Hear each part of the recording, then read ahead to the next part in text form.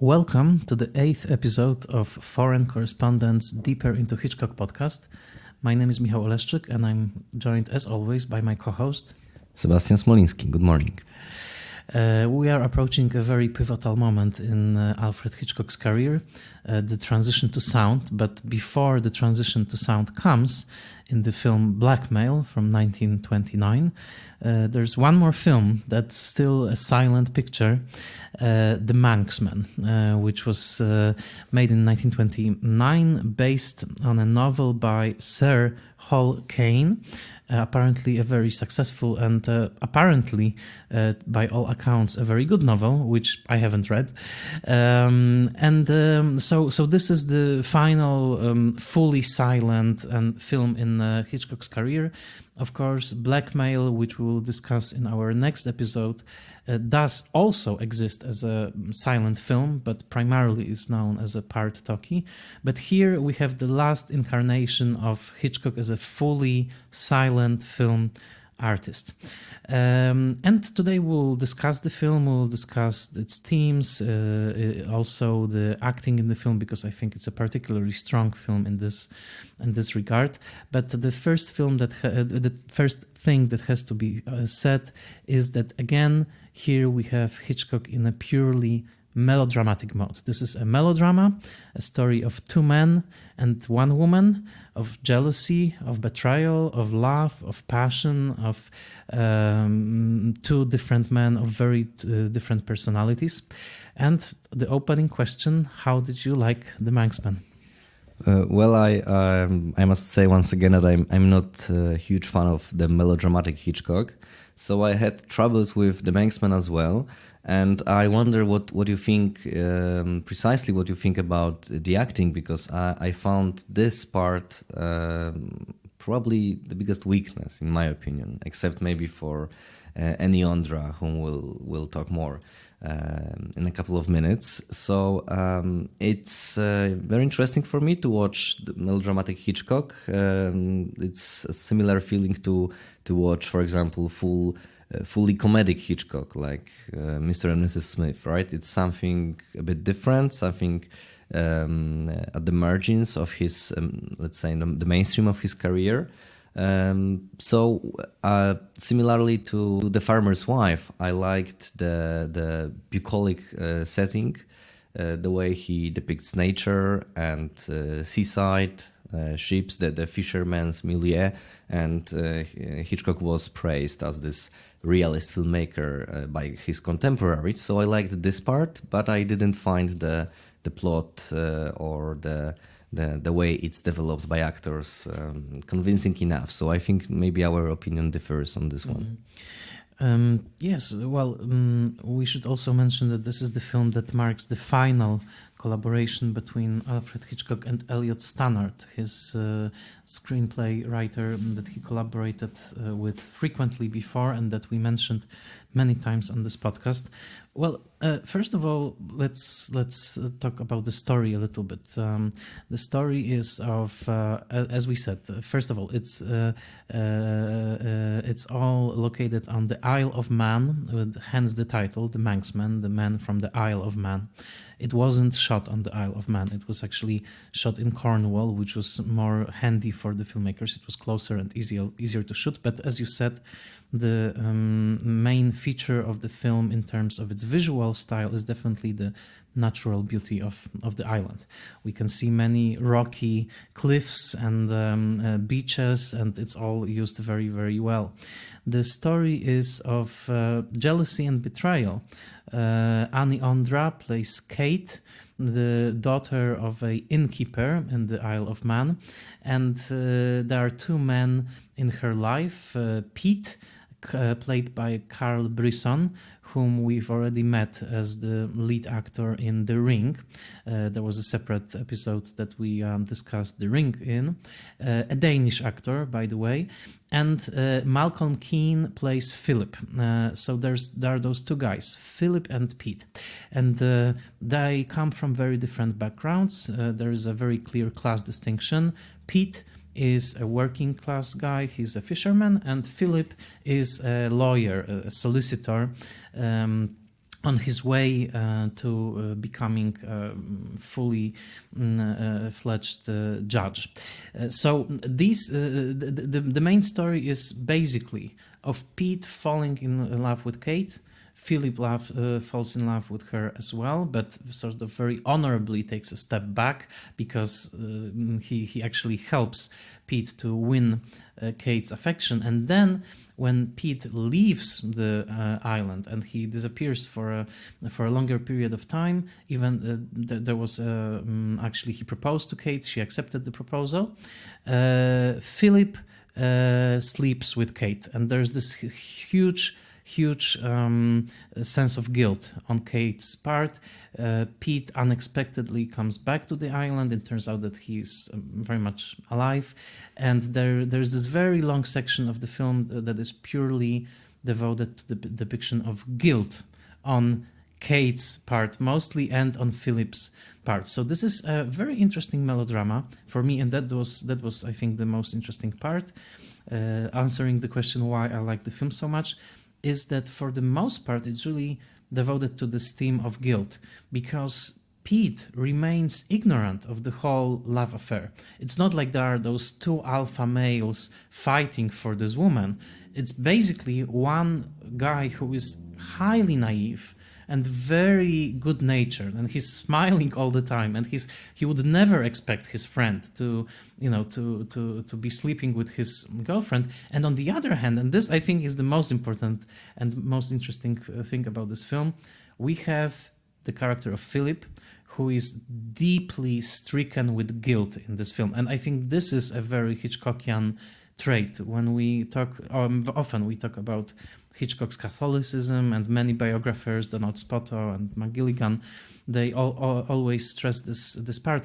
And here, Philip, for the most part, he's never smiling in this film.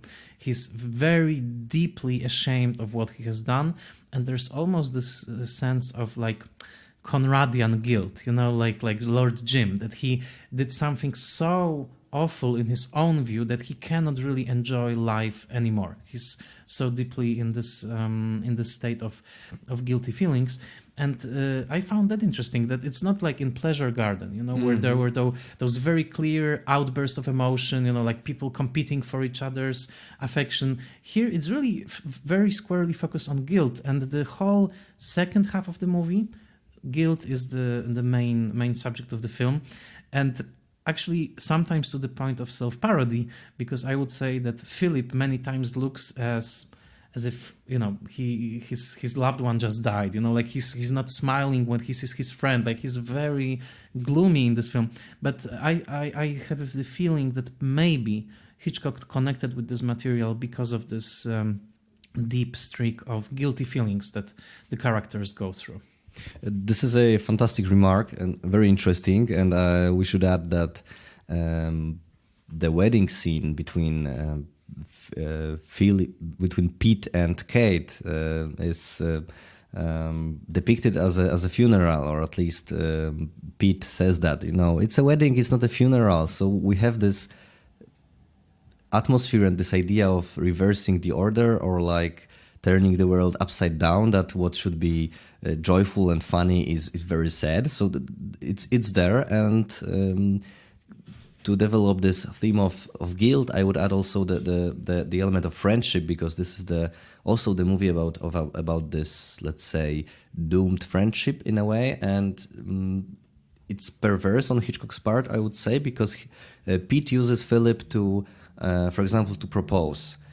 He uses him, he asks for his help, not maybe uses, but he asks for his help to propose, to speak with the girl's father.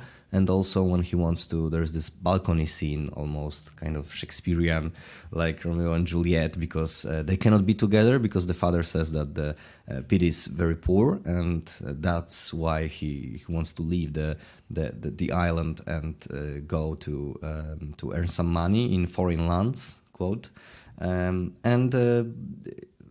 Philip helps him to talk with her. He's going up on his shoulders to the balcony. So he's there. Philip is there all the time as this kind of auxiliary person, somebody who helps him who is there to, from Pete's perspective, to facilitate his let's say love affair or his pursuits, but it doesn't work that way. So that's pretty fascinating, and the fact that it's a simple device, to kill the character, but in reality he's alive. But it's striking in this movie because he comes back as a kind of a ghost. He doesn't look like a ghost, but we sense, I think, from the narrative structure that he should not be there from the character's perspective. I mean, it's a very striking scene when Kate says to Philip that we are now free. He's dead. We are now free. We can do what we want. We can fall in love, and then he comes back like this, unwanted presence.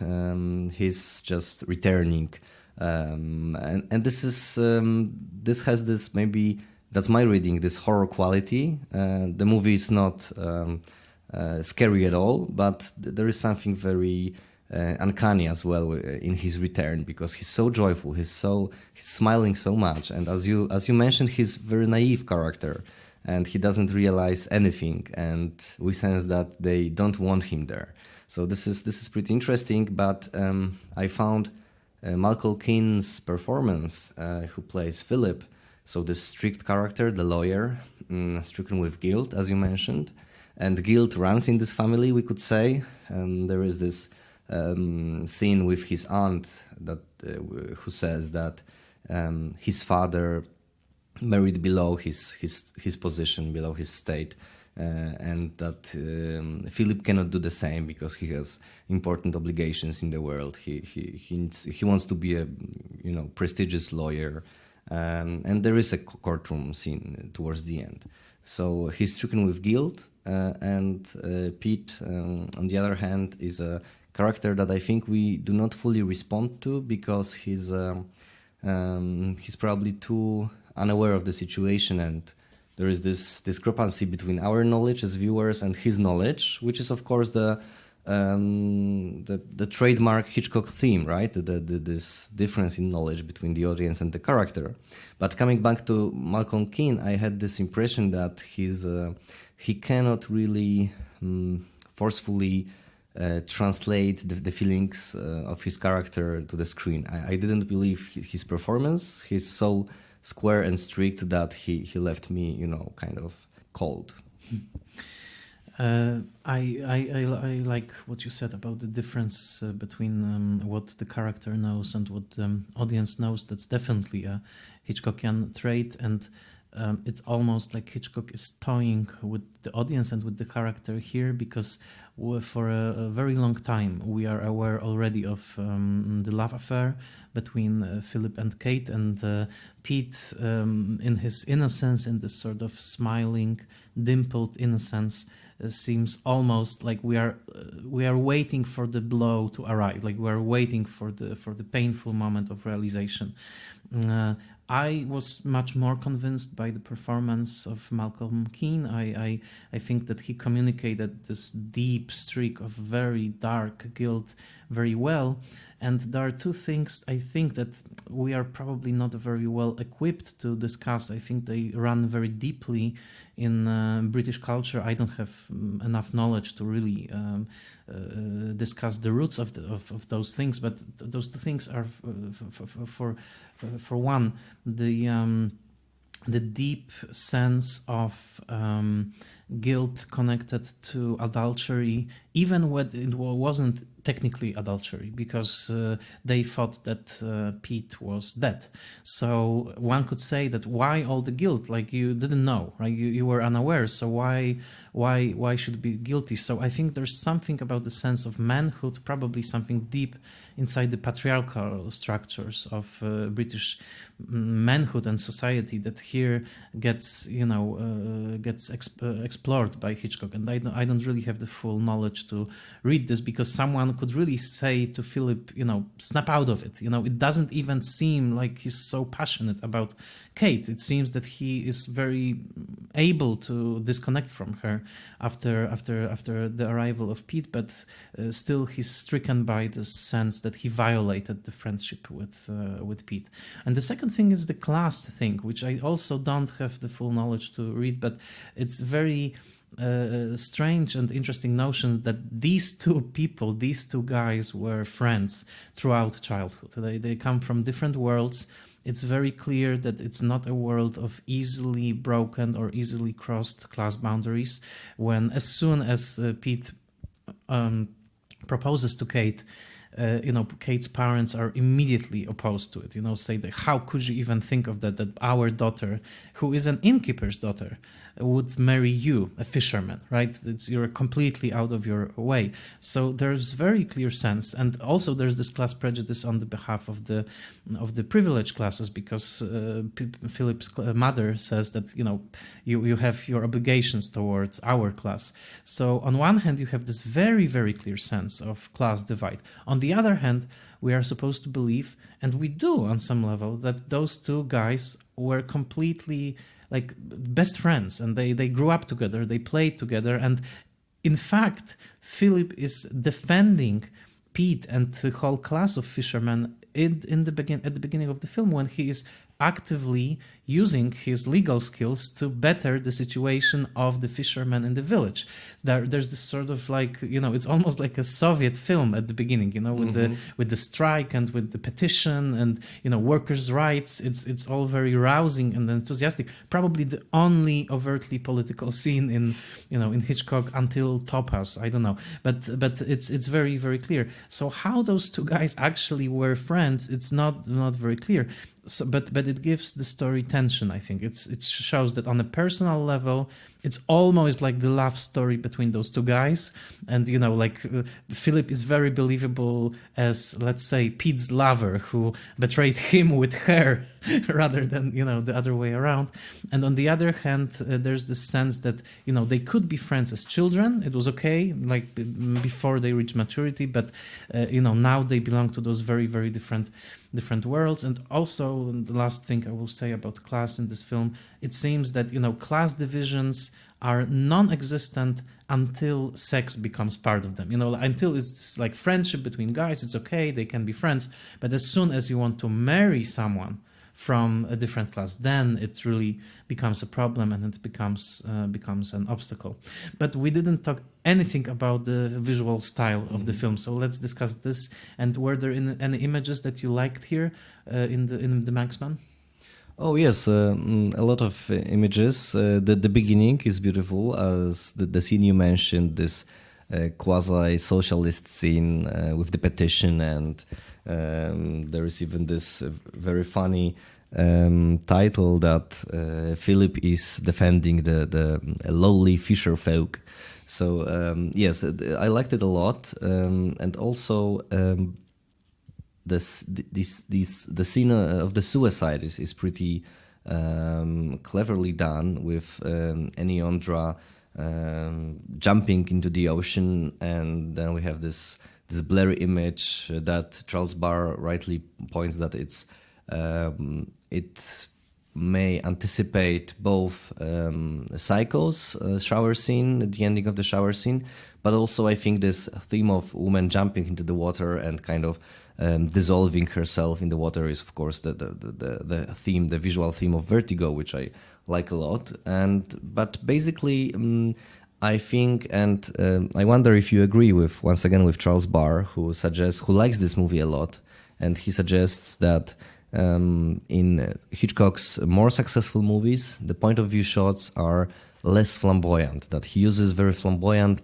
point of view shots in this less successful movies like Downhill, but here they are less flamboyant and more to the point, more successfully woven into the narrative. And I wonder if you think it's really that important in this movie, because I had the impression that Hitchcock is more interested in staging in this movie, in kind of putting the characters in such order that we could, maybe interpret some message, some class distinction, or just some emotional situation, like when two men stand in front of the screen, and Andras is in the background, kind of standing behind them. They're obscuring her in a way. So, did you think that Hitchcock's, much praised camera work is kind of vivid in this movie? I definitely felt like it was the most subdued and subtle of all the Hitchcock films so far. I didn't discern any flamboyant or showy uses of the camera of the kind that we discussed so many times on this podcast, like the trick photography, or something that appears very large but then turns out to be very small. It's probably, and I hate this word, but probably the most realistic of the films that we saw so far. I mean, in terms that it really feels like the camera work and acting and cutting are just at the service of telling the story and of showing those characters with, I would argue, especially in the case of Andras, with quite psychological depth. And it's probably, of all of the films that we saw, except for Champagne, which was a disaster, the film of Hitchcock's that definitely assumes the female perspective, very, very strongly. It's her feelings, I think, really, that Hitchcock is interested in this film, in terms of the one guy can be naive, the other can be guilt-stricken, but she is actually ambivalent. Like the guys are in a way simple. One has this very old-fashioned sense of honor, the other is just this cheery guy, the cheery fisherman. But she is genuinely complex. I mean, we can sense that she's struggling against deep passion that she feels for Philip, as unlikely as it may seem. It's very clear that she's struggling with very contradictory feelings, and you can tell it from her performance. You can tell it from how Andras plays this character. And also many authors, I think all of the authors that we read for this podcast, mention that she's the first Hitchcock blonde, that she's the first in this long line of Hitchcock blondes. But I would say also that I think she's the first genuinely great actress that we saw in a Hitchcock film. She's really fantastic. She's a very good screen actress. She's we can mention that she's actually being mentioned in many of the books as a Polish actress, which is not accurate. We are Polish, and we did some digging online. So what did you dig out? She was born in Tarnów, so it is now, and it was part of Poland. But she was born in 1903, when Poland was not on the map. We were partitioned then. But what is more important in this regard is that she was born to Czech parents. So she's more of a Czech actress born in Poland, we should say. So her Polish roots are not really. You cannot say that she had like some genuine connection to Polish culture. So that's probably, and I wonder if we should call it a mistake in books such as Charles Barr's or in Tom Ryall's monograph on blackmail, or maybe it's just some kind of a simplification. It's difficult to say, but certainly we.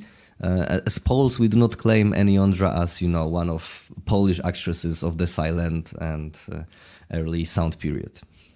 Well, we are not denying her either, but she definitely was born in what is now a Polish city, and historically is also a Polish city. But the main important thing is she was born of Czech parents, and her career was also elsewhere. A funny trivia fact is that she later on in life she was married to a famous boxer, Max Schmeling, who actually, and this is funny, I think John Russell Taylor mentioned in his biography that Hitchcock actually disapproved of this marriage. He wrote her a telegram saying that how could you marry a boxer, which is an interesting thing in terms of how Manxman is all about class divisions, but it seems that Hitchcock felt that he was entitled to comment on her love choices. And the Wikipedia entry on Andras also says that she even appeared in a film with Max Schmeling, which is interesting. I would love to see the film. It's called Knockout, but I don't really know anything about it. Well, anyhow, the point is she is very good. She is very good in this film, both as the amorous young woman and also as a sexual being. There is a sex scene that cuts to a millstone turning, which is an interesting, early sex-related cut. So as we are talking, actually, Sebastian found online that Ani Ondra played in a film called Polish Blood, Poland Blood. It seems to be a German film. Interesting. So it gets more complicated. Yes, someone should write her biography. That sounds fascinating. But anyhow, she is very good in this film, and I think that we will see in our next episode when we discuss blackmail that she was a very crucial part of making those two films acclaimed. We don't have to agree on the Manxman. I liked it more, Sebastian liked it less, but both films in which Ani Ondra starred for Hitchcock, The Manxman and Blackmail, were very well received for a number of reasons, but I think a big part of their success is actually a very good female part played by Ani Ondra. I totally agree, and I think that Hitchcock used some, we could say, typecasting when it comes to men, because both Malcolm Keane and Carl Brisson have already appeared in his movies. Malcolm Keane in The Lodger as a policeman boyfriend who was not that sympathetic in that movie, and Carl Brisson played the boxer in The Ring. Right, so in this movie we can see that Hitchcock kind of continued their characters, we could say, because Carl Brisson is this physical labor type of character, and Malcolm Keane is this we could say intellectual, right? He was not maybe intellectual in The Lodger, but he was using his head mostly to solve some mysteries. And so I just want to sum up that I think that Ani Ondra is really the strongest point. I agree with you. And except for the fact that she's hailed as the first Hitchcock blonde, I would also like to add that I agree with Charles Barr when he says that she's like a woman in a trance. And this quality of woman in a trance is very important in Blackmail, in one of the sequences in Blackmail. And here it also gives this movie eerie quality, and also she's the character that has significant. Could say we really sense a strong conscience in her, because she does want to tell Pete what's going on, and it's Philip who wants to maybe save his friend, not tell him the bad news, for example, about the child, that the child is not his really, but it's Philip's child, illegitimate child. So she wants to be open, to be honest, and Philip is this upper class lawyer who wants to keep the appearances in the society. I fully agree, and also by way of summing up, I would say that this film, which apparently the same book was filmed in the United States in 1916, it would be interesting to compare those two versions. I think that the film version was actually lost. It was directed by George Lone Tucker, which again Charles Barr mentions in his book. But one final thing I would say is that this film is, for me, interesting also by comparison with German cinema of that time, which, as we know, Hitchcock was influenced by, but it's almost disarmingly Anglo-Saxon in its approach to sex, passion, relationships. If you compare this film with German films of that time, which also showed class differences and were melodramas and were showing this sort of Kammerspiel, small stories about marriages being broken by passion, etc. There was always the feeling that sexuality is this very dark force that completely overtakes the people, and here I would say that there's very little of that. It's mostly about honor, the sense of honor being violated, the sense of you cannot, of the characters unable to resolve their feelings. There's definitely none of that Germanic, very dark, very perverse streak in this film. It's almost as plain as the landscapes of the Isle of Man, or rather Cornwall in the film. It's, very basic, very, very simple in a way. It's just, one man who is very naive, the other man who has a very strong sense of honor, and the woman who is quite ambivalent. But it's never, romantically fatalistic, for example. It doesn't have a fatalistic ending. I would say that it also shows Hitchcock's common sense, British common sense. But also one very last thing, at least if we are to believe the biographers, is that Hitchcock was already irritated on the set of this film by the fact that it was not a sound film. This film actually premiered after The Jazz Singer, the first talking picture in the States, opened, and Hitchcock was making this film, and already he was impatient with the fact that he's making something that is obsolete by design. So he really was itching to make his sound film, which we will discuss, of course, in the next episode. So it's a very good transition to our next episode, which will be blackmail. But let me just add two things. I'm trying to watch some additional movies as a point of reference as much as time allows. And of course, I saw years ago the movie which probably you know and like a lot, which is Edge of the World by Michael Powell, which reminded me, the Manxman reminded me a lot about this movie. And maybe it's no coincidence, since Michael Powell was there in the somewhere in the industry already, as we mentioned in the previous episode, saying that he was doing still photography for Champagne. And he was also doing still photography, publicity stills for blackmail. So he was there. He knew Hitchcock, and maybe this atmosphere of a secluded isle and people living their harsh, ordinary but probably satisfying lives. It's a common theme for both movies.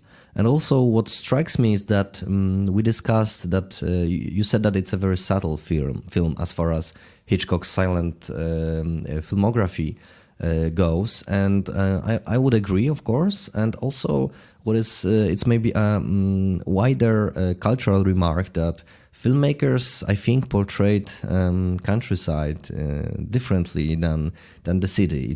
Maybe it's not a very original thought, but when I think about the movie Underground by Anthony Asquith, beautifully restored by the BFI recently, it's a classical example of a very vivid, very dynamic movie about the city.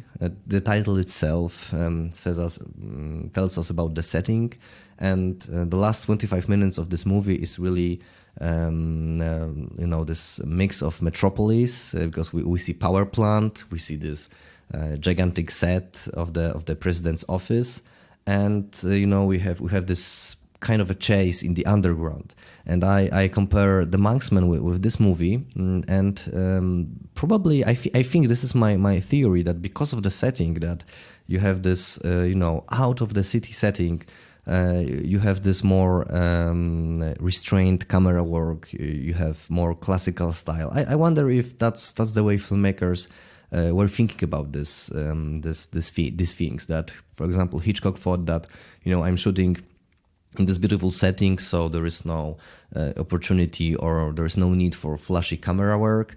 But, for example, Anthony Asquith, I'm in the city, and now I will move my camera as much as possible. It's also, these remarks are inspired by Keating's book about camera work in classical Hollywood. But I think there is something to it, and I think this idea of how to depict a city is also a good transition to the next episode about blackmail.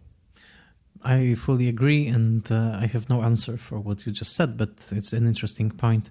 Maybe, this can be thought of as sort of Hitchcock pastoral, and we'll see Hitchcock connecting with modern city in the opening sequence of his next film, Blackmail. And for now, this concludes this episode of Foreign Correspondents Deeper into Hitchcock podcast.